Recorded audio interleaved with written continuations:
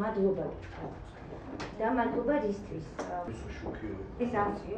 დღეიდან ვიწყებთ უკვე ახალ 2010-2011 წლის კონკურსს.